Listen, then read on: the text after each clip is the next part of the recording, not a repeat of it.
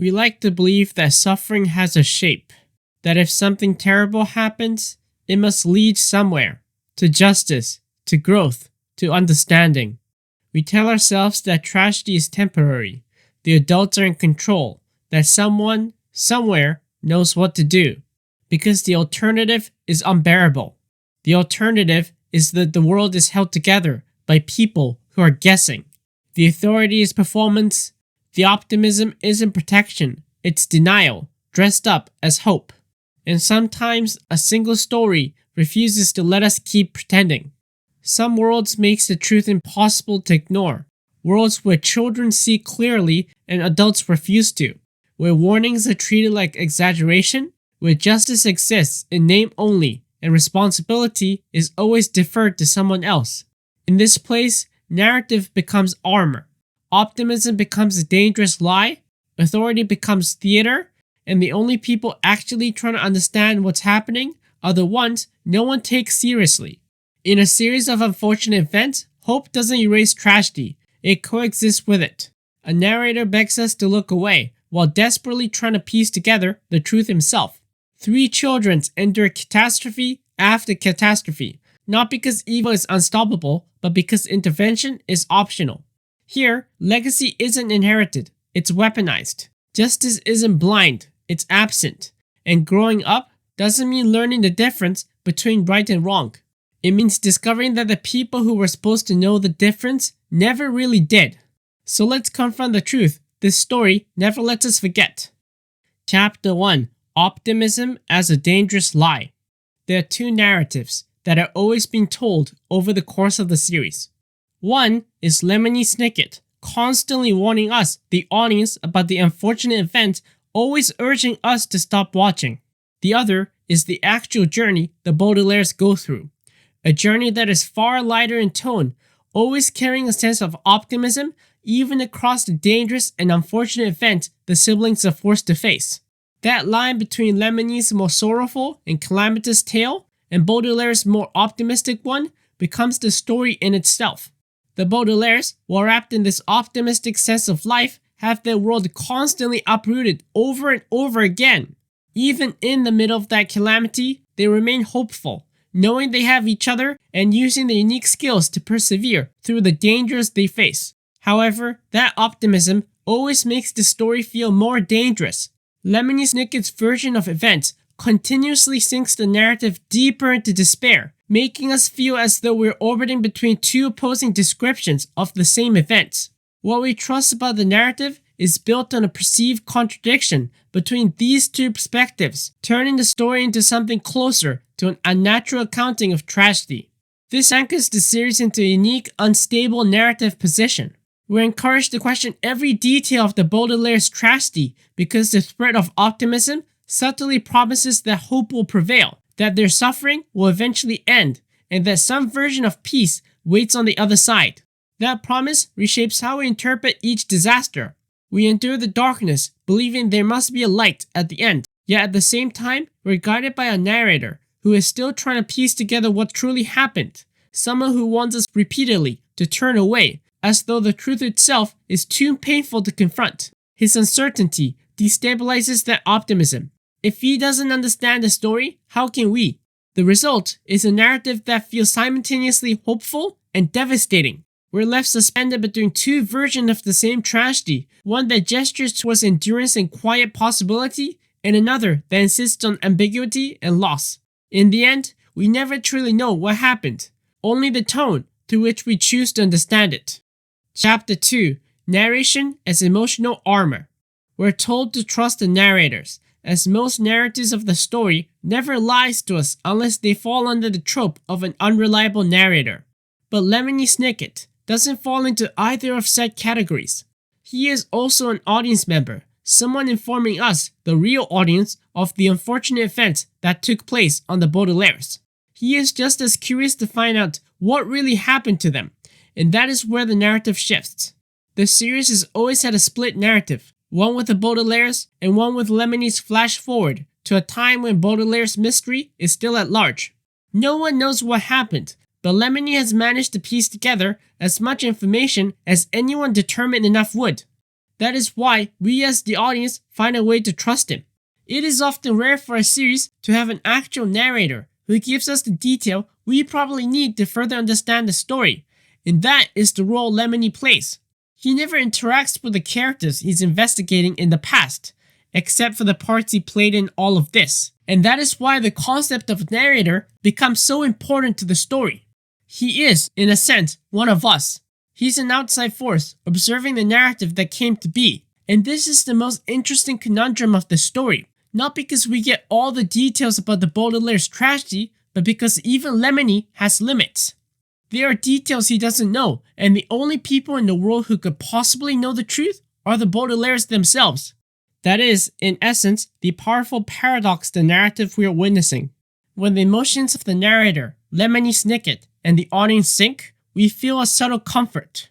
That feeling becomes an armor for us to wear as we are searching for the truth together, learning what really happened to the Baudelaire children. Chapter 3: Authority as Performance. In this parallel world where the tragedy of the Baudelaires occur, there is a sense that it doesn't quite belong to our own. There are references that we as the audience understand, and there are inventions that make sense. Yet at the same time, many aspects feels outdated, less modernized, both technologically and socially. Then again, certain elements in the world seem to have evolved faster than they have in our own. We also see how adults act and operate within this world, and the tragedies that emerge from a system we're supposed to believe upholds certain values, just as ours does. From the very beginning of the series, we're introduced to a world where the adults, for some mysterious reason, are somewhat incompetent and incapable of making rational decisions, with only few possessing sound minds. The rest appears almost hypnotized by a social construct that has dulled their judgment to a point that becomes nearly comical. This is one of the main reasons why the Baudelaire children endure so much suffering. The adults in the story are largely incompetent, except for a selected few. Each time Count Olaf appears in a new disguise, somehow the only ones able to see through it are the Baudelaires, with the adults remaining completely oblivious. The truth that the Baudelaires tried to tell their guardians, especially Mr. Poe, is repeatedly dismissed as imaginations of children. What kind of world is it where adults who believe themselves to be superior in intelligence and authority refuses to consider the claim of children? They never give even an inch of trust, nor do they verify the truth, which becomes the most dangerous power in this world. People are framed for crimes they never committed, all because mass hysteria becomes the most powerful weapon. As a result, the Baudelaires continue to suffer, encountering adults after adults who lack even the most basic qualities required to be considered responsible. That is the true tragedy of this world. Even as the narrator warns us not to continue, we cannot help ourselves. The Baudelaires becomes the most honest and rational characters in the story, especially when compared to nearly every adult around them. Chapter 4: Justice as an Abandoned Concept. The justice system is a concept in our world that we like to believe holds real meaning, a place where change can be made and justice can be delivered. Yet the story of the Baudelaires tell a very different story, one where justice is referenced and even hinted at, but never truly prosecuted. It becomes an abandoned concept. Instead, two militant factions of the secret organization known as the Volunteer Fire Department or the VFD wages a war that no true authority figure of justice can even begin to prosecute. The irony is blatant from the beginning. When the story first unfolds, we're introduced to the only clear figure of justice, Justice Strauss, a judge who could have easily become one of Baudelaire's most important allies in their fight against Count Olaf. Instead, she's discarded, played like a fiddle by Count Olaf, and absent for nearly the rest of the series. She is teased as someone who might hold real power in the narrative, yet she is never truly there to serve as the eye of justice for the Baudelaires. That absence gives Count Olaf the space to continue his schemes unchecked, even to the point of framing the children and painting them as criminals, rather than the victims they truly are. From then on, Count Olaf and his troop wreaks havoc across the Baudelaires' lives, killing guardians, making threats, and even attempting to murder the children on multiple occasions.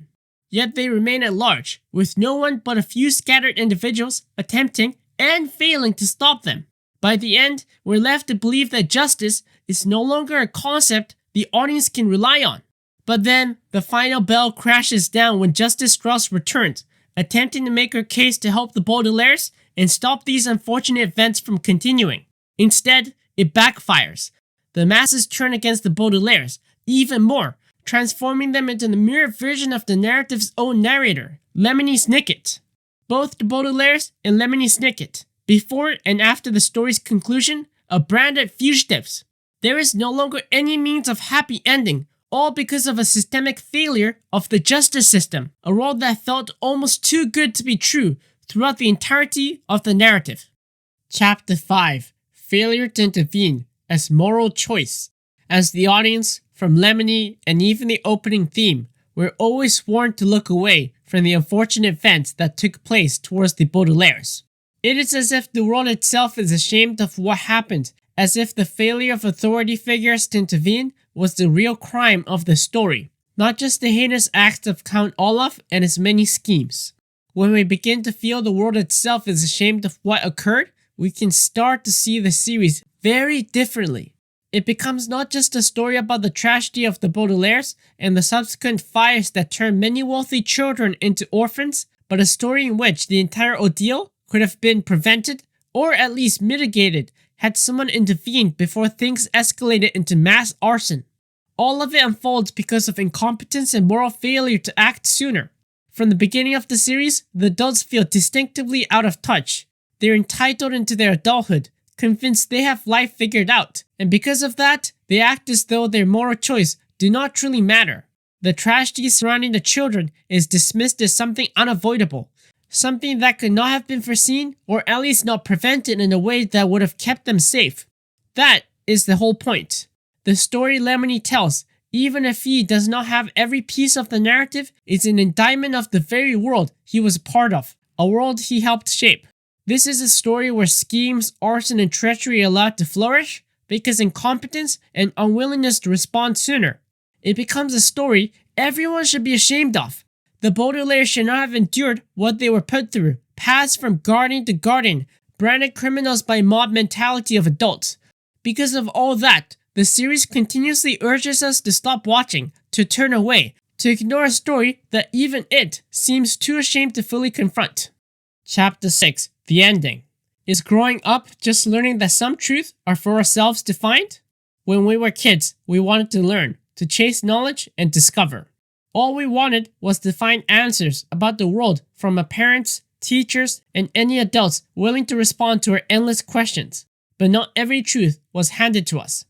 Some truths had to be fought for and uncovered on their own because they were considered too harsh for us to know at the time, or because the adults in the room were too incompetent to understand themselves. The Baudelaires, when the fires took their parents away, were left to search for answers on their own. Every adult they encountered, every guardian they were placed with, dismissed their questions under the guise of protection, shielding them from the evils of the schism.